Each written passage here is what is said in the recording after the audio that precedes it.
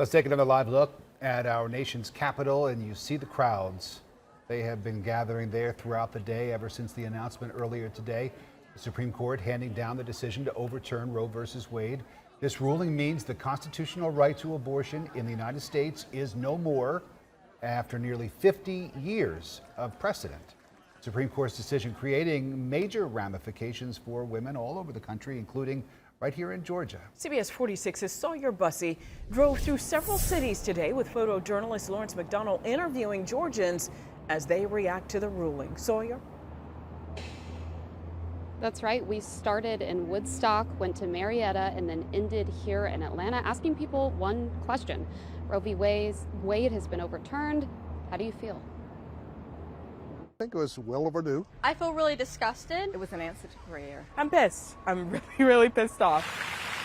I feel like men shouldn't really be making laws about women's bodies. I think it puts it back to the states. And it's not going to eliminate abortion. It's just going to put it back to the states, and everybody can make up their own minds. It's still going to be legal, just maybe with some conditions. So her dad, who is my ex-husband now, wanted me to have an abortion. And thank God for her doctor, my doctor, who talked me out of it. Mila's here today. My body, my rights don't actually belong to me. They belong to the government. They belong to a system that has oppressed Black women for many, many, many years, and they just keep on getting away with it. I think it's actually quite disgusting, especially that it's men mostly that are trying to go and say what I should do with my body, because it is absolutely none of their business. I do believe that any spot on the spectrum of pregnancy is life. However, I don't really know how I feel about it. I had a line of women in front of me and they each told me their story. I'm sure so many of them I would be like, that makes sense, that makes sense, that makes sense. And I don't know if it's the federal government's job either to be telling us what to do with our bodies, even if I don't agree with abortion. I want to know where all those voices, because we only heard from women, and women don't get pregnant by themselves. And not every decision is made only by the woman.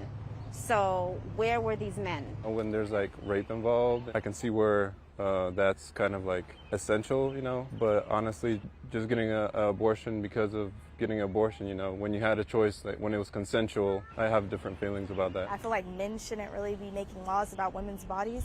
I feel like I'm viewed as a piece of cattle. It's like a heartbreak, kind of. Now, this is obviously an extremely controversial topic, but I think it's really important to remember that there's also a gray area.